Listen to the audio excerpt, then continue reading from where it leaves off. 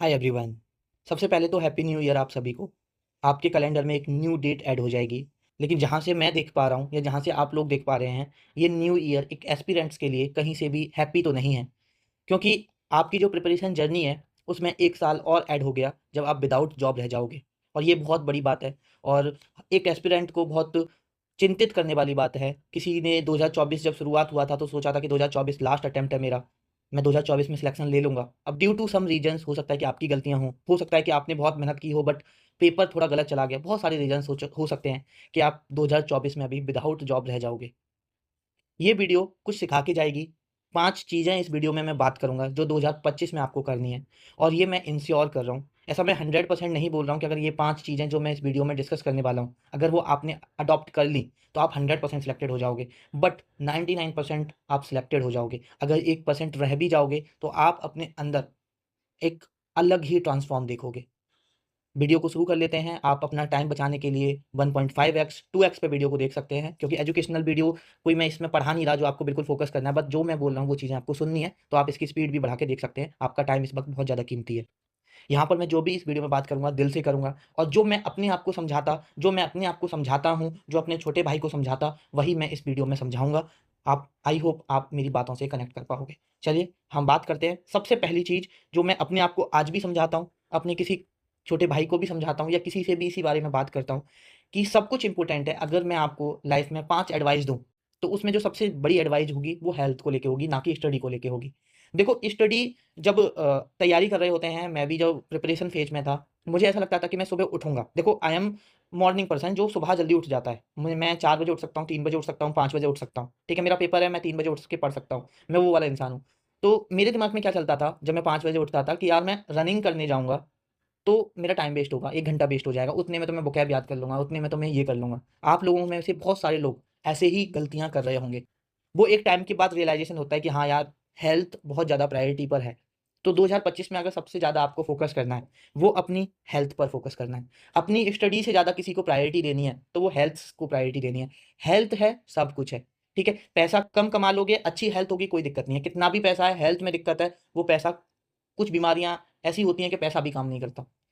I hope कि आप सभी जीवन भर सुखी रहें, बट बीमारियाँ हमारी लाइफ़ का पार्ट हैं, वो आएँगी और जाएँगी। तो हमारा जो हेल्थ है, वो हमारी फर्स्ट प्रायोरिटी होना चाहिए। और हेल्थ फर्स्ट प्रायोरिटी का मतलब आप दिन का 24 घंटे का 1 से लेके डेढ़ घंटा देते हो ना, वो मोर दैन इनफ होगा। आपको डेली 1 घंटा अपनी रनिंग को, आप कुछ भी कर सकते हो एक्सरसाइज़ में। रनिंग मैं कहता हूँ मस्ट इंक्लूडेड है। अगर आप उस लायक हो, आप दौड़ सकते हो अपने घर से बाहर निकल के सुबह 5 बजे, तो आप दौड़ो। This is the best thing. Exercise, running, exercise कुछ कर सकते हो, छोटे-मोटे डंबल लेके आ सकते हो 5-5 केजी के, 2.5 केजी के। ठीक है, गर्ल्स अपने हिसाब से देख सकती हैं, अपने छोटे, ऐसा नहीं कि हमें बॉडी बिल्डिंग नहीं करनी है, हमें बॉडी नहीं बनानी है। हम हल्की-फुल्की एक्सरसाइज़ कर सकते हैं, हम दंड बैठक लगा सकते हैं, हम बहुत सारी चीज़ें, पुल-अप्स कर सकते हैं, चिन-अप्स कर सकते हैं, पुश-अप्स कर सकते हैं, बहुत सारे यूट्यूब पे देख के कर सकते हैं होम एक्सरसाइज़। ठीक है? आपको रनिंग इंक्लूड करनी है, साथ में थोड़ा बहुत ये एक्सरसाइज़ इंक्लूड करना है। आप एक्सरसाइज़ नहीं कर रहे, आपको योगा पसंद है, आप योगा कर सकते हो। एंड ट्राई करो कि 15 मिनट मेडिटेशन करना शुरू करो। ये सब चीज़ें जो एक्सरसाइज़ है, मेडिटेशन है, योगा है, इनके जो इफ़ेक्ट होते हैं ना, उनको दिखने में टाइम लगता है, इसलिए हमें लगता है यार इनका कोई मतलब नहीं बनता। आप करके देखो मेडिटेशन 6 महीने, आपकी जो सोचने की, जो आप आज मैथ के क्वेश्चन लगाते हो, सोच नहीं पाते हो ना, आप मेडिटेशन करके देखो, आपका दिमाग खुलेगा। आपका जो इंटेलेक्चुअल लेवल पर जो ग्रोथ होती है मेडिटेशन करने से बहुत ज़्यादा होती है, आपको अंदर पेशेंस आता है। आप करके देखो, किसी चीज़ को टाइम दो। देखो, ये स्लो प्रोसेस है। अगर मैं 10 दिन मेडिटेशन करूँ और मेरी नॉलेज बढ़ने लगे, मेरी मेमोरी कैपेसिटी बढ़ने लगे, तो हर बच्चा कर लेगा। मेडिटेशन क्यों नहीं कर पाते? क्योंकि 6 महीने कौन करेगा? उसके बाद कहीं थोड़ा-थोड़ा इफ़ेक्ट दिखना शुरू होता है, हमारी मेमोराइज़िंग पावर अच्छी होती है, बहुत सारी चीज़ें अच्छी होती हैं, योगा करने से बहुत सारी चीज़ें अच्छी होती हैं। ये लॉन्ग टर्म प्रोसेस है और अगर आप ये इंक्लूड कर सकते हो, मैं आपसे 100% बोलूँगा कि आप इसको इंक्लूड करो। एक पर्सनल एडवाइस है, मैं एक्सरसाइज़ की बात कर रहा हूँ, मैं यहाँ पर रनिंग की बात कर रहा हूँ, योगा की बात कर रहा हूँ, मेडिटेशन की बात कर रहा हूँ, तो ऐसा नहीं है कि आप जाके जिम जॉइन कर लो। मैं पर्सनली आपको एडवाइस करूँगा कि आपको जिम जॉइन नहीं करनी है। मैंने यहाँ लिखा भी है, आपको जिम जॉइन नहीं करनी है। 2-3 रीज़न है। देखो, पहला रीज़न, जिम जॉइन करोगे, आप मसल बिल्डिंग करोगे जाके, वहाँ वेट उठा रहे हो भारी जाके, तो आपकी बॉडी को, मसल्स को रिकवर होने में टाइम लगता है और उस टाइम पीरियड में बॉडी को रेस्ट चाहिए होता है। तो जब आप डेढ़ घंटे तो सपोज़ जिम करके आ रहे हो, फिर 3 घंटे आपको या तो लाइब्रेरी में अपने घर पे बैठ के आधी पढ़ाई हो रही है, दिमाग ही नहीं लग रहा पढ़ाई में, या आप सो रहे हो आके, तो उससे कोई फ़ायदा नहीं है। और दूसरी चीज़, जिम करने से देखो, हो सकता है कि आप जाके जिम करने लग जाओ, आपका दिमाग वहाँ डिस्ट्रैक्ट हो जाए। अब बॉडी बिल्डिंग, आप अपनी बॉडी बनाने के चक्कर में रह जाओ। आपको बॉडी नहीं बनानी है, ये ध्यान रखना, आपको मसल्स नहीं बनाने हैं। आपको जाके किसी को इम्प्रेस नहीं करना है। सबसे पहले तो दूसरे लोगों को इम्प्रेस करना छोड़ दो भाई। अब अपने लिए करो। आप लड़की हो, लड़का हो, किसी को इम्प्रेस करने से कुछ नहीं होगा। आप किसी को कितना भी इम्प्रेस कर लो, 2 साल बाद आपका बर्बाद होके रह जाएगा। अगर आपकी पर्सनैलिटी कैसी है, आप कितने हैंडसम हो, कैसे दिखते हो, ये मैटर जब तक करता है जब तक आपकी शादी की बातें नहीं आ रही। आप लड़की हो या लड़का हो, मैटर नहीं करता। इंसान ये देखता है कि कल को ये इंसान मेरा जो चीज़ें हैं, उनमें सूटेबल है, उसमें फिट है या नहीं है। और ऑब्वियसली देखना चाहिए, कोई गलत नहीं है। अगर मैं अपनी लाइफ में किसी अपने पार्टनर को देख रहा हूँ, तो मैं उसकी कैपेबिलिटी देखूँगा कि हाँ, ये इंसान कैसा है। एक लड़की अगर अपने पार्टनर में कैपेबिलिटी देखेगी आगे जाके, आपकी लाइफ के ये बहुत क्रूशियल डेज है, यहाँ पर किसी को इम्प्रेस करना छोड़ दो। इम्प्रेस करने के लिए जिम जा रहे हैं, ठीक है? वहाँ पर लड़कियाँ आ रही हैं इसलिए जिम जा रहे हैं। तो इन सब चीज़ों को तो पहले दिमाग से निकाल दो। जिम तो आपको जॉइन करना ही नहीं है, सबसे बड़ा डिस्ट्रैक्शन तो आपका जिम है। जिम, अगर मैं यहाँ पर एक्सरसाइज की बात कर रहा हूँ, यहाँ पर मैं रनिंग की बात कर रहा हूँ, योगा की बात कर रहा हूँ, मेडिटेशन की बात कर रहा हूँ, तो यहाँ पर बात कर रहा हूँ होम, घर पे रह के करो। 1 से 1.5 घंटे लो। और अगर जिम जॉइन कर रखी है तो छोड़ दो, मेंबरशिप बाहर में गई। मैं बहुत उस वे में बता रहा हूँ आपको। अगर आपको अपने करियर को लेके सीरियस हो, तो ये सब चीज़ों से बाहर निकलो भाई। और दूसरी चीज़, इम्प्रेस करना छोड़ दो लोगों को, चाहे वो कोई भी है। अपनी लाइफ में खुद को इम्प्रेस करने पर अगर 2 साल लगा दिए ना भाई तुमने, दुनिया फिर तुम्हें इम्प्रेस करेगी, फिर तुम्हें किसी को इम्प्रेस करने की जरूरत नहीं है। दिक्कत कहाँ आती है, हम दूसरे लोगों को इम्प्रेस करते हैं। दूसरे लोगों को इम्प्रेस कर, अगर आप खुद को इम्प्रेस कर लो ना यार, जो आपकी अंदर की इनहेरिटेड चीज़ें हैं, आपको पढ़ना है, अच्छा पढ़ लो, जो शाम को आपको अच्छा लगे, खुद को इम्प्रेस कर लो। 1 महीने लगातार कंसिस्टेंट होकर 8 घंटे पढ़ लो। तो आप खुद को जब इम्प्रेस करने के चक्कर में लग जाओगे ना, तो एक दिन आप सक्सेस के बहुत करीब पहुंच जाओगे। जिस दिन सक्सेस पा जाओगे, उस दिन पूरी दुनिया आपको इंप्रेस करने में लग जाएगी। मतलब पूरी दुनिया का मतलब, मेरी बात को समझ रहे हो? जिनको आप इंप्रेस करना चाह रहे हो, फिर वो लोग आपको इंप्रेस करना चाहेंगे। तो ये चीज़ पर आपका मेन ट्राई होना चाहिए। दूसरा, एक तो एक्सरसाइज वाला पार्ट हो गया, एक हो गया जंक फूड, अनहेल्दी फूड। बहुत सारे लोग बहुत खाते हैं, बहुत अनहेल्दी खाते हैं। I am one of them. मतलब था, बट चीज़ें कट डाउन की हैं, बहुत कम कर दी हैं मैंने। आई एम लाइक, एक होता है ना कि इंसान बाहर का बहुत खाता है, आई एम उनमें से ही हूँ। उनमें से था, आप बोल सकते हो। बहुत चीज़ें एक लेवल तक कट की हैं। तो मैं कट कर सकता हूँ तो कोई भी कट कर सकता है, क्योंकि आई एम बिगर फूडी जिससे बोलते हैं कि हाँ, बहुत जिसको बाहर का पसंद है। अपना टारगेट बनाओ कि जनवरी फरवरी शुरू के 2 महीने में अपना जितना भी आप बाहर का खा रहे हो 20% कट डाउन करोगे। उसके बाद आने वाले फिर जो मार्च अप्रैल आएगा, फिर उसमें 20% से और कट डाउन कर दोगे। जैसे अगर अभी आप 100 रुपये बाहर खर्च करते हो फास्ट फूड पर, या 50 रुपये करते हो, ठीक है, तो 20% इसका कम कर दो, 40 कर दो, फिर इसका 20% कम कर दो। ऐसे करते करते करते करते आप इस ईयर के 6-7 महीने बाद जितना आप आज बाहर का खा रहे हो, उसका 10 से लेके 20% ही बाहर का खाना। अगर आप इतना कंट्रोल कर पाते हो, बहुत अच्छी बात है। इतना कंट्रोल आपको करना ही पड़ेगा। दूसरी चीज़, फास्ट फूड को लेके, इन सब चीज़ों को लेके दिक्कत कहाँ पर आती है, आप खुद तो सोच लेते हो, लेकिन अभी आपका दोस्त, आपका कोई फैमिली मेंबर बोले यार ये खाते हैं ना, ये चलो, ये खा लो, आ जाओ तुम, तो उनसे मना करना सीखो कि नहीं भाई, मैं अभी नहीं खा सकता। या मैं अभी मैं उस मैंने वो तीसरा पॉइंट लिखा है, उस पर अभी मैं बात करूंगा, ठीक है? अभी दूसरे पॉइंट की बात करता हूँ यहाँ पर। 2025 है, 2025 को लास्ट ईयर ऑफ प्रिपरेशन बना के चलो कि 2025 चाहे आपका अटेम्प्ट ये सच में लास्ट है, या सच में जो भी आपका अटेम्प्ट है, लेकिन 2025 में आपको एक जॉब लेनी है। अपने दिमाग में ये डाल लो कि हाँ भाई, आपको एक जॉब लेनी है, मतलब लेनी है। और 2024 तक जितनी आपने मेहनत की, मुझे नहीं पता आपने कितनी मेहनत की, 2024 तक जितनी आपने मेहनत की है, 2025 में उसका 10 गुना मेहनत करनी है, ये अपने दिमाग में डाल लो। सोचो कि अभी तक मैंने जो मेहनत की है ना, वो कुछ भी नहीं की, चाहे आपने कितनी भी मेहनत की है। 2025 में जो मेहनत करूंगा ना, वो नेक्स्ट लेवल मेहनत होगी। ये अपने दिमाग में डाल लो कि अभी तक आप कितना पढ़े। देखो, मैं कितना पढ़ा हूँ, मैं कितना होशियार हूँ, ये मैटर ही नहीं करता। मेरे पास जॉब है, नहीं है। अगर मेरे पास जॉब है तो मैं बहुत होशियार हूँ, मैं बहुत होशियार हूँ, मैं बहुत पढ़ने वाला हूँ। दुनिया भी यही कहती है और मुझे भी यही लगता है। अगर मेरे पास जॉब नहीं है तो मुझसे बड़ा नालायक कोई नहीं है, ये दुनिया को भी लगता है और मुझे भी लगता है। ये चीज़ हमेशा याद रखो। तो आप कितनी भी मेहनत की हो, अगर आपके पास जॉब नहीं है तो उसका कोई मतलब नहीं है, और आप किसी से बोल भी नहीं सकते हो कि मैंने बहुत पढ़ाई की थी, और उसकी कोई कदर भी नहीं करेगा। और आप कम पढ़ाई किए या बिल्कुल पढ़ाई नहीं किए या जो भी है, देखो बिना पढ़ाई किए तो आज के टाइम में सिलेक्शन लेना खैर पॉसिबल ही नहीं है, लेकिन अगर आपने मेहनत की, आपकी जॉब लग गई, तो आपने बहुत पढ़ाई। अगर आप 2 दिन लगातार अगर आप 2 दिन लगातार 8 घंटे पढ़ लेते हो ना, तो आपके अंदर ऐसा कॉन्फिडेंस आ जाता है, ऐसा सुपर पावर आ जाती है, या आप ऐसा सोचने लगते हो आप तो बहुत पढ़ रहे हो। भाई, आप गलत लोगों के साथ हो ना। आप एक ऐसे एनवायरनमेंट में पढ़ दो जहाँ बच्चे 6 घंटे ही पढ़ते हैं, 4 घंटे ही पढ़ते हैं, तब आपको लग रहा है आप बहुत पढ़ रहे हो। आप ऐसे बच्चों से मिलो जो 12-12, 13-13 घंटे डेली पढ़ रहे हैं। तो कभी भी घमंड मत करो इस चीज़ का कि आप बहुत मेहनत कर रहे हो, आप बहुत पढ़ रहे हो। मेहनत कर रहे हो, बहुत अच्छी बात है। दुनिया को बताने की ज़रूरत नहीं है कि आप कितनी मेहनत कर रहे हो। 2-4 दिन पढ़ लोगे, अपने दोस्तों में गाने लगोगे, अपने 10 फैमिली मेंबर्स को बताने लगोगे कि मैं इतना पढ़ रहा हूँ। भाई, उस दिन बताना जिस दिन आप सिलेक्शन ले लो। अपने दिमाग में सबसे पहले तो ये डाल लो। लगातार 10 घंटे आपको पढ़ना है, अगर आपको सिलेक्शन लेना है आज के कॉम्पिटिशन में। और ये बात आप भी जानते हो, अगर आप लगातार 10 घंटे बैठोगे ना, तब जाके कहीं 7-8 घंटे का आउटपुट आता है। लेकिन हाँ, अगर आप 10 घंटे बैठ के पढ़ लेते हो, उसमें 8 घंटे का आउटपुट आ जाता है, तो मानो आप एक अच्छी पढ़ाई कर रहे हो। अपने ऊपर कॉन्फिडेंस होना, अच्छा लगना। जैसे सुबह आपने पढ़ा, शाम को आपको लगा कि हाँ, मैंने इतना अचीव किया, इतना मैं आवर्स पढ़ा। अपने अंदर उस चीज़ को अच्छा लगना अलग बात है। लेकिन एक ये आ जाना कि मैं तो बहुत पढ़ रहा हूँ, वो गलत बात है। तो अगर आप 2025 में 8 से लेके 10 घंटे डेली नहीं पढ़ोगे ना, तो आगे जाके आपको प्रॉब्लम फेस करनी ही पड़ेगी। कॉम्पिटिशन आज के टाइम में आप देख सकते हो, आपको माइन्यूट चीज़ों पर फोकस करना है। दूसरा चीज़, डेली टारगेट अपना बनाया करो। आप सुबह उठते हो या रात को सोते हो, या तो सुबह उठने के बाद या रात को सोने से पहले।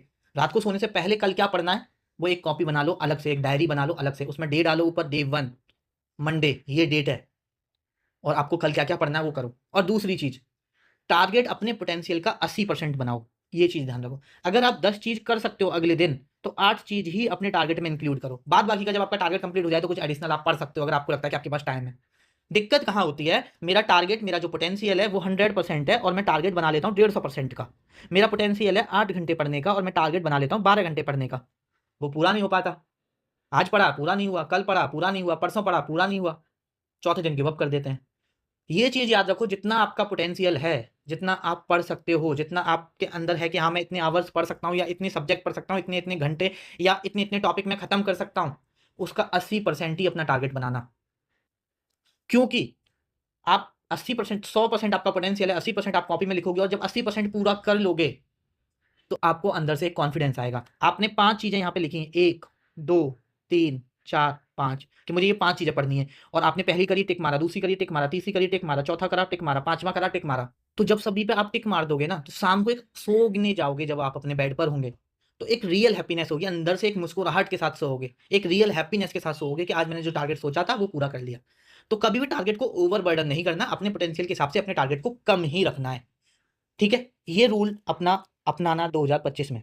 उसके बाद एक और चीज़ जो मैक्सिमम करते हैं, मैक्सिमम लोग ये गलतियाँ करते हैं। जैसे अगर आप घर पे रह रहे हो या आप बाहर रह रहे हो, सबसे पहले मैं एग्ज़ाम्पल लेता हूँ, जो बच्चे घर पे रह रहे हैं। अगर आप घर पे रह रहे हो सकता है कि सुबह को कोई रिश्तेदार आ गए आपके घर पे, हो सकता है कि आपको कोई काम आ गया, आपके घर वालों ने कोई काम बोल दिया। सुबह 8 बजे आप वो काम करने निकले, 12 बजे तक आप घर लौटे। फिर आपको ऐसा लगा कि अब तो मेरा पढ़ाई हो गया, आज का दिन तो मेरा खराब हो गया, अब मैं कल से पढ़ूँगा। अब मेरा वहीं पे आपसे एक सवाल है कि ₹100 थे आपकी जेब में सुबह, और ₹50 में आपने सुबह कुछ खा लिया, ब्रेकफ़ास्ट कर लिया, कहीं खर्च हो गए, घर पे कोई काम आ गया, आपने वहाँ दे दिया, अपनी छोटी बहन को दे दिए, किसी भाई को दे दिए। तो आप ये सोचोगे क्या कि मेरे पास ये जो ₹50 अब बचे हुए हैं, इन्हें भी फेंक देता हूँ। देखो 50 तो खर्च हो गए, अब मेरे पास जो ₹50 बचे हुए हैं, अब इन्हें भी मैं फेंक देता हूँ डस्टबिन में, इनका क्या करूँगा? वो ₹50 तो मैंने सुबह ब्रेकफ़ास्ट में उड़ा दिए, अब ये 50 बचे हैं, इन्हें डस्टबिन में फेंक देता हूँ। तो जब आप ₹50 नहीं फेंक सकते, तो आप अपने दिन के बचे हुए 6 घंटे कैसे फेंक सकते हो? और जब एक एस्पिरेंट लाइफ़ में पैसे से बढ़ के टाइम होता है, सोचना कि जब आप 12 बजे तक काम कर चुके थे, आपके पास 12 बजे से लेकर रात को 8 बजे तक, 10 बजे तक पढ़ने का ऑप्शन था, जिसमें आप 6-7 घंटे आराम से पढ़ सकते थे। जब आप ₹50 आपने खत्म कर दिए और ₹50 नहीं फेंक सकते, तो दिन के बचे हुए 6 से लेकर 7-8 घंटे कैसे खराब कर सकते हो, कैसे उनको बर्बाद कर सकते हो? तो देखो, एस्पिरेंट लाइफ़ में सबसे ज़्यादा जो इम्पोर्टेंट चीज़ होता है, प्रिपरेशन जर्नी के टाइम में जो सबसे ज़्यादा ज़रूरी चीज़ होती है, वो होती है टाइम, वक़्त। उससे बढ़कर कुछ नहीं होता। तो अगर आप ₹50 नहीं फेंक सकते ना, तो आप अपने दिन का 6 से लेकर 8 घंटे कैसे फेंक सकते हो? और फेंकते हैं, वहीं पर हम सबसे बड़ी गलती करते हैं। हम 1 दिन पढ़े, हम 2 दिन पढ़े, तीसरे दिन कोई काम आ गया, हमारा वहाँ पर कंसिस्टेंसी ब्रेक हुई। चौथे दिन अब हमारा मन नहीं लग रहा पढ़ने का, क्योंकि हमारी कंसिस्टेंसी ब्रेक हो चुकी है। तो ये चीज़ें अवॉइड करो। उसके बाद एक और चीज़, अपनी प्रिपरेशन जर्नी में कुछ चीज़ें इंक्लूड करो, जैसे कि प्रैक्टिस सबसे ज़्यादा ज़रूरी है। प्रैक्टिस करो, मॉक्स लगाओ, प्रीवियस ईयर क्वेश्चन्स लगाओ, सेक्शनल टेस्ट लगाओ। अपने लिए एक एनालिसिस नोटबुक बना लो, उसपे जो आप पेपर्स लगा रहे हो, उसमें जो भी चीज़ें नहीं आ रही हैं, वो लिख रहे हो। और रिवीजन और प्रैक्टिस पर सबसे ज़्यादा फोकस करना है।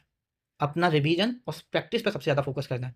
देखो, एक रिसर्च हुई थी, उसमें एक बात बताई थी कि अगर आप कोई काम कर रहे हो, कोई भी आप फुल कंसंट्रेशन से काम कर रहे हो, और अगर आप 10 मिनट के लिए उस काम से हटते हो, तो कमबैक करने के लिए जो माइंड उस वक़्त उस सिचुएशन में था, उस सिचुएशन में, जैसे मैं अभी पढ़ रहा हूँ, मेरा फुल फ़ोकस है 100% पढ़ाई पर।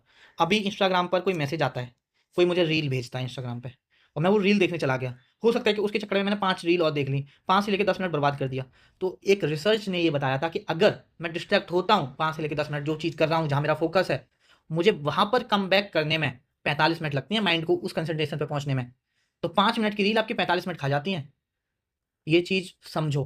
सबसे पहले तो अगर आप एस्पिरेंट हो, आपके फ़ोन में इंस्टाग्राम होना नहीं चाहिए भाई। आपके फ़ोन में फेसबुक होना नहीं चाहिए। आपके फ़ोन में व्हाट्सएप और टेलीग्राम के अलावा कुछ होना ही नहीं चाहिए। तो ये चीज़ याद रखो, आप इन सब चीज़ों का डिस्ट्रैक्शन आपको पता होना चाहिए कि किसका कितना बड़ा इम्पैक्ट पड़ता है। अगर आप पढ़ रहे हो, आप लाइब्रेरी में हो, कहीं भी हो, आपके पास आपका फ़ोन आपकी नज़रों के सामने होना ही नहीं चाहिए। अगर आप लाइब्रेरी जा रहे हो, अपने बैग में रख दो फ़ोन और चैन बंद कर दो, नोटिफ़िकेशन ऑफ करके, साइलेंट मोड पे लगा के। अगर आप घर पर हो, दूसरे कमरे में रखा हो रूम, और अपना आके पढ़ते रहो। फ़ोन आपके आस-पास भी नहीं होना चाहिए अगर आप क्लास नहीं देख रहे हो तो। अगर आपके पास फ़ोन होगा, 99% अपने आप को कंट्रोल नहीं कर पाते हैं, ये फैक्ट है। ये बहुत सारी स्टडी भी शो करती हैं कि अगर आपके पास फ़ोन है, तो आप भाई कंट्रोल नहीं कर पाओगे। कोई नोटिफ़िकेशन आएगा, खुद का ही सामने रखा है, लाओ उठा लेना, आँखों के सामने होगा। जैसे एक कहावत है, ना होगा बाँस और ना बजेगी बाँसुरी। तो वही चीज़ें आपको अडॉप्ट करनी है। 2 चीज़ों पर हम बात कर चुके हैं, तीसरी चीज़ पर हम बात कर लेते हैं, जो सबसे ज़्यादा ज़रूरी है, वो है डिसिप्लिन और कंसिस्टेंसी। आप कितने भी मेहनती हो, आप कितने भी घंटे पढ़ सकते हो, आपके अंदर कितना भी पोटेंशियल है, वो मैटर ही नहीं करता। आप कितने होशियार हो, मैटर ही नहीं करता। मैटर करता है डिसिप्लिन। आप कितने डिसिप्लिन्ड व्यक्ति हो, आप कितने कंसिस्टेंट व्यक्ति हो।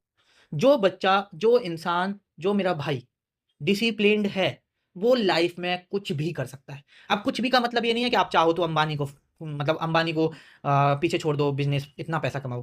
कुछ भी का मतलब, अब अगर आप एक एस्पिरेंट हो, आप कुछ भी से क्या सोच सकते हो? आप यूपीएससी क्रैक करना सोच सकते हो। एक विदिन लिमिट्स में रहकर आप कुछ भी कर सकते हो, अगर आप डिसिप्लिन्ड हो और कंसिस्टेंट हो।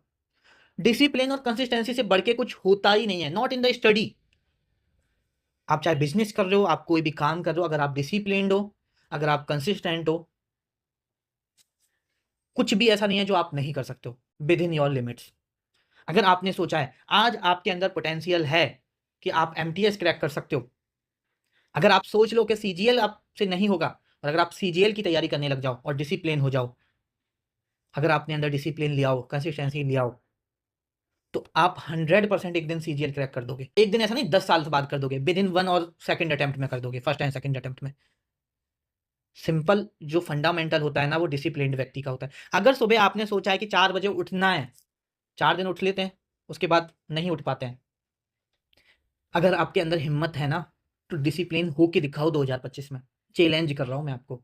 अगर आप डिसिप्लिन हो गए, मैं ये चैलेंज कर रहा हूँ, आपको कोई भी बड़ी से बड़ी ताकत नहीं रोक सकती है फाइनल सिलेक्शन लेने से। अपने आप को डिसिप्लिन होके तो दिखाओ। अगर सुबह 4 बजे उठने की बोल रहे हो खुद से, तो डेली 4 बजे उठ के दिखाओ। अगर आपने 8 घंटे डेली पढ़ने की बोला है, तो 8 घंटे पढ़ के दिखाओ। मैं ये नहीं कह रहा आप 8 घंटे डिसिप्लिन चैलेंज लो, आप 7 घंटे ही लो, आप 6 घंटे ही लो, लेकिन डेली 6 घंटे पढ़ के दिखाओ। अगर आपके अंदर डिसिप्लिन आ गया ना भाई, आप अपनी लाइफ में, आपने सोचा नहीं होगा उतनी ऊँचाइयों तक जाओगे। अगर आपने सोचा कि ऐसा नहीं करना है, तो वैसा नहीं करना है, वो होता है डिसिप्लिन। ऐसे नहीं कि अभी सोचा आपने आपको ये काम नहीं करना है और 2 दिन बाद ही वो काम कर रहे हो। और डिसिप्लिन होता है माइंड कंट्रोल से। माइंड को कंट्रोल करना ना कोई छोटी बात नहीं है। लेकिन माइंड को कंट्रोल करना इतनी भी बड़ी बात नहीं है कि आप कर ना पाओ। यार आपका दिमाग है, आप अपने दिमाग को कंट्रोल नहीं कर पाओगे तो किसको कर पाओगे? आप दुनिया को कंट्रोल करने की सोचते हो, आपको खुद का दिमाग खुद से तो कंट्रोल होता नहीं है। 2 दिन सोचते हो कि मैं इतना पढ़ूँगा, तीसरे दिन नहीं पढ़ते हो। आप खुद को तो अपने दिमाग को खुद पे तो काबू हो जाने देते हो, तो आप किसी को क्या कंट्रोल करोगे? भाई, बाहर वालों को कंट्रोल करना छोड़ो, खुद को ही कंट्रोल कर लो, लाइफ में बहुत आगे चले जाओगे। और जिस व्यक्ति ने खुद को कंट्रोल किया है, वो लाइफ में आज बहुत आगे है। ये चीज़ आप देख सकते हो। कंट्रोल करना ऐसा नहीं है कि आप 100% अभी कंट्रोल करना आ जाएगा, विद रिस्पेक्ट टू टाइम आता है। सालों की मेहनत लगती है माइंड पर कंट्रोल करने की। बट अगर आपका आज 0% माइंड पर कंट्रोल है, एट लीस्ट 10% से बढ़ाओ, फिर उसे 20% कंट्रोल बढ़ाओ, फिर 30% कंट्रोल बढ़ाओ, एट लीस्ट इस साल 50% कंट्रोल तो कर दो। कि जो चीज़ आपके लिए सही है वो करनी है तो करनी है, और जो चीज़ आपके लिए गलत है वो नहीं करनी है तो नहीं करनी है। वो होता है डिसिप्लिन। 50% भी ले आओगे तो बहुत आगे चले जाओगे। और देखो, डिसिप्लिन होने के लिए, कंसिस्टेंस होने के लिए मोटिवेशन बहुत ज़्यादा ज़रूरी होती है। तो मोटिवेशन के लिए मैं एक ही बात बोलूँगा, जो भी आप एग्ज़ाम टारगेट कर रहे हो, उसकी वजह स्ट्रॉन्ग होनी चाहिए। आप अगर कोई एग्ज़ाम, पर्टिकुलर एग्ज़ाम, आपके हालात ख़राब हैं घर के, आपको हालातों को सुधारना है, अपने माँ-बाप के लिए पढ़ना है, अपने लिए पढ़ना है, अपना फ्यूचर सँभालना है, उसकी क्या वजह है, वो वजह स्ट्रॉन्ग होनी चाहिए। अगर वो वजह स्ट्रॉन्ग है, तो बाहर आउटसाइड मोटिवेशन की ज़रूरत ही नहीं है आपको। अगर आपकी वजह भी कि हाँ, बस कर रहा हूँ, जॉब चाहिए इसलिए कर रहा हूँ, वजह स्ट्रॉन्ग बनाओ। अगर वजह स्ट्रॉन्ग नहीं है तो छोड़ दो। लेकिन बजाय स्ट्रॉन्ग है, अपने माँ-बापों को वो देना है जो वो अपनी जीवन भर लाइफ़ में नहीं ले पाए हैं। अपने लिए कुछ बहुत बड़ा करना है, अपनी फैमिली के लिए बड़ा करना है, या ये करना है, या मुझे गरीबों की हेल्प करनी है तो उसके लिए मुझे पैसा चाहिए, या मुझे आगे चल के ऐसा करना है, उसके लिए मुझे अभी पैसा चाहिए तो वो मैं गवर्नमेंट जॉब से कमाऊँगा। आपकी क्या वजह वो स्ट्रॉन्ग होनी चाहिए, और अगर आपकी वजह स्ट्रॉन्ग है तो मोटिवेशन की ज़रूरत ही नहीं है यार। और देखो, स्टडी में तो आपको डिसिप्लिन रहना ही रहना है। एक और चीज़, जो घर पे रह रहे हैं, जो बाहर रह के पढ़ाई कर रहे हैं वो तो बहुत सारी चीज़ें करते ही होंगे। लेकिन जो घर पे रह के पढ़ाई कर रहे हैं वो एक और चीज़ अपने दिमाग में लेके आओ। आपको घर का कोई एक ऐसा काम डिसाइड करना है जो कि आपको करना है। लाइक, आपने जिस थाली में खाया, जिस बर्तन में आपने खाया, वो प्लेट आपको खुद साफ करनी है। या आप जो कपड़े पहनते हो, वो कपड़े आपको खुद साफ करने हैं। अब इससे क्या होगा? इससे एक सेल्फ रिस्पॉन्सिबिलिटी नज़र आती है, और अगर आप डेली करोगे तो डिसिप्लिन क्रिएट होगा। हो सकता है कि अभी मेरी बात सुन के आप 2 दिन अपनी कपड़े खुद धोने लग जाओ या अपनी प्लेट खुद साफ करने लग जाओ खाना खाने के बाद। लेकिन अगर आप डेली करोगे तो वो डिसिप्लिन आता है उससे, और ये बहुत हेल्प करता है डिसिप्लिन होने में। तो क्या आज से पूरी साल आप अपनी थाली खुद धो पाओगे? कोई एक काम ले लो, कोई, अगर आप कुछ भी नहीं करते ना, अगर आप कुछ करते हो बहुत अच्छी बात है। अगर आप कुछ भी नहीं करते तो एक टारगेट ले लो, आपको डेली अपनी प्लेट्स खुद साफ करनी है या आपको अपने कपड़े साफ करने हैं, और उसको पूरी एंड ईयर तक फॉलो करना। ये चीज़ याद रखो। और डिसिप्लिन का मतलब डिसिप्लिन होता है, ना कोई इफ ना कोई बट। अगर इफ एंड बट आ रही है तो वो डिसिप्लिन है ही नहीं। अगर आपको जो आपने सोचा है तो उसमें कुछ इफ एंड बट होना ही नहीं चाहिए कि इस वजह से मैं इसे आधा घंटा डिले कर देता हूँ, इस वजह से मैं 45 मिनट डिले कर देता हूँ। अगर आपने कोई चीज़ सोची है उसमें कोई इफ एंड बट होनी ही नहीं चाहिए, ये चीज़ ध्यान रखो। और डिसिप्लिन्ड व्यक्ति कुछ भी कर सकता है, ये ऑलरेडी आपको बता चुका हूँ। उसके बाद एक और इम्पोर्टेंट चीज़ है जो आपको ध्यान रखनी है, वो होता है सेल्फ बिलीव। हम सेल्फ बिलीव नहीं कर पाते खुद पे, खुद पर भरोसा। अगर आपको पेपर निकालना है, अगर आपको श्योर सिलेक्शन लेना है, तो आपको सेल्फ बिलीव लाना पड़ेगा। आपको सेल्फ बिलीव अपने अंदर रखना पड़ेगा कि आप जिस एग्जाम की तैयारी कर रहे हो वो आप क्रैक कर सकते हो। अगर आप डाउट में रह के एग्जाम की तैयारी करोगे तो आप कभी वो पेपर नहीं निकाल पाओगे, ये लिख के दे रहा हूँ। और कितना भी बड़ा पेपर है, अगर सेल्फ बिलीव के साथ उस पेपर की तैयारी करोगे, आप उस पेपर को 100% क्रैक कर दोगे, फर्स्ट अटेम्प्ट में या सेकंड अटेम्प्ट में। इस बात की भी मैं गारंटी दे रहा हूँ। अच्छा, एक छोटी सी बात पूछता हूँ आपसे। सपोज 2 पेपर है, एक सीजीएल है और एक एमटीएस है। बहुत सारे लोगों को ऐसा लगता होगा कि उनको सीजीएल नहीं कर पाएँगे बट एमटीएस कर पाएँगे। या कोई भी आप 2 एग्ज़ाम ले लो, जिस एग्ज़ाम को आपको ऐसा लगता है कि आप वो एग्ज़ाम कर कर सकते हो, क्या आपको खुद से ऐसा नहीं लगता कि आप उस एग्ज़ाम को जितना नज़दीक आता है और ज़्यादा पढ़ रहे होते हैं? तो अगर हमें सेल्फ बिलीव होता है किसी एग्ज़ाम के लिए कि हाँ, मैं ये कर सकता हूँ, तो उसमें हम और ज़्यादा पढ़ रहे होते हैं। हम, क्योंकि मुझे पता होता है कि यार पेपर आने वाला है, मैं इस पेपर को क्रैक कर दूँगा। जब मेरे माइंड में ये आ जाता है कि मैं ये पेपर क्रैक कर दूँगा, मेरे पास पोटेंशियल है ये पेपर क्रैक करने का, अगर आपको खुद को सेल्फ बिलीव है, तो आप वो पेपर 100% क्रैक कर दोगे। और दूसरी चीज़, आपका पढ़ाई में भी मोटिवेशन आएगा, ये चीज़ याद रखो। आपने खुद देखा होगा, अगर किसी एग्जाम, पर्टिकुलर एग्जाम के लिए आपको खुद से ऐसा आता है ना कि आप ये एग्जाम कर सकते हो, तो वो आपको अंदर से और ज़्यादा पढ़ने का मन करता होगा। आप सपोज़ लाइब्रेरी जा रहे हो तो घर आके भी पढ़ने का मन कर रहा है। तो 2025 में आप किसी भी एग्जाम की तैयारी करो, सेल्फ बिलीव हो तो करो, और सेल्फ बिलीव कर पाओ तो करो। डाउट के साथ तैयारी करोगे, मैं लिख के दे रहा हूँ, नहीं निकलेगा। तो डाउट के साथ तो तैयारी मत करना। जिस इंसान के आज आप ये वीडियो देख रहे हो ना, उस इंसान के 10th क्लास में 6.6 सीजीपीए आए थे। 6.6 सीजीपीए का मतलब समझते हो? अगर आप परसेंटेज में आपका रिजल्ट आता है ना, ये सीबीएसई बोर्ड वाला जो 10th का रिजल्ट आता है सीजीपीए में आता है। अगर इसे परसेंटेज में कन्वर्ट करूँ तो लगभग 62% थे मेरे 10th में। लेकिन उसके बाद खुद पर भरोसा किया कि मैं कर सकता हूँ, और आगे जाके एकेडमिक्स में भी अच्छा किया। आज आपको पढ़ा रहा हूँ, और अपने अंदर आज भी मैं सेल्फ बिलीव है कि आपको जो आने वाले टाइम में जो कंटेंट देने वाला हूँ, वो इतना अच्छा देने वाला हूँ, या उस हिसाब से देने वाला हूँ जो अपने आप में एक मास्टरपीस होगा। जस्ट बिकॉज कि सेल्फ बिलीव है। अगर मैं खुद में ही डाउट करूँ तो मैं कुछ नहीं कर सकता। एक लड़का जो 10th में एक गांव से आता है, 10th में 62% उसके आए, वो बच्चा आके तुम्हें पढ़ा सकता है, तो आप क्यों नहीं कर सकते अपनी लाइफ में? आप कुछ भी कर सकते हो भाई। आज की वीडियो का लास्ट पॉइंट डिस्कस कर लेते हैं, जो कि काफ़ी इंपॉर्टेंट है और जिसके बारे में बहुत सारे लोग बात नहीं करते हैं, बट मुझे करनी है। अब हो सकता है कि बहुत सारे लोग इस चीज़ से ऑफेंड हों, बट जो जो चीज़ सही है उसके बारे में मुझे बोलने से डर नहीं लगता है। वो पॉइंट है यहाँ पर, आप देख सकते हो। आप मेल हो, फीमेल हो, दोनों के लिए है। ऐसा नहीं है कि ये सिर्फ मेल्स के लिए है या ये सिर्फ फीमेल्स के लिए है। जो आपकी एज है ना, 18 से लेके 25 साल की उम्र, वो बहुत क्रूशियल होती है, और वहाँ पर हम बहुत गलत चीज़ों में जाते हैं। एवरीवन, ये चीज़ याद रखो। इसके बारे में कभी मैं डिटेल में वीडियो बनाऊँगा तब बात करूँगा, क्योंकि इसके बारे में मुझे यूट्यूब पर बात करनी है। क्योंकि 99.99% बच्चे इन सब चीज़ों से सफ़र कर रहे होते हैं। सबसे पहला है मैस्टरबेशन, एक ऐसी चीज़ जो आपकी लाइफ़ को बर्बाद कर रही है धीरे-धीरे। जो ड्रग्स होता है ना, ड्रग्स, उससे ज़्यादा घातक होता है। ड्रग्स मैं ले रहा हूँ, मुझे पता है कि मेरी लाइफ धीरे-धीरे डिस्ट्रॉय होती जा रही है। बट अगर मैं मैस्टरबेशन कर रहा हूँ, तो एक टाइम तक तो समझ ही नहीं आता कि मेरी लाइफ कैसे धीरे-धीरे बेकार होती जा रही है। मेरी बॉडी बेकार होती जा रही है, मेरी मेंटल एबिलिटी खराब होती जा रही है। मैं आज पढ़ता हूँ, कल भूल जाता हूँ। बहुत बड़ा रोल होता है इस चीज़ का। और इस पर बहुत अच्छे से बातें बोली हैं प्रेमानंद महाराज जी ने, कभी जाके उन्हें सुनना। हम एक्सेप्ट करें या नहीं करें इस चीज़ को, बट हम इन सब एक्टिविटीज़ में इंडल्ज होते हैं। ये हमारी लाइफ का एक ऐसा पॉइंट है जो हम किसी से खुल के बात भी नहीं कर पाते। अगर आज आप मैस्टरबेशन अवॉइड नहीं करोगे ना, तो कल को आपकी लाइफ आपको अवॉइड कर देगी। आप किसी भी लायक नहीं रहोगे। आपकी फिजिकल हेल्थ पूरी तरह से डैमेज हो जाएगी। आपके अंदर इतनी शक्ति ही नहीं हो पाएगी कि आप ढंग से दौड़ भी पाओ। आप एक्टिव भी रह पाओ। इतना लेथार्जिक हो जाएगी आपकी बॉडी कि पढ़ना तो छोड़ो, आप कुछ कर ही नहीं पाओगे। और एक टाइम के बाद आप इससे निकलना भी चाहोगे ना, तो शायद आप निकल भी नहीं पाओगे।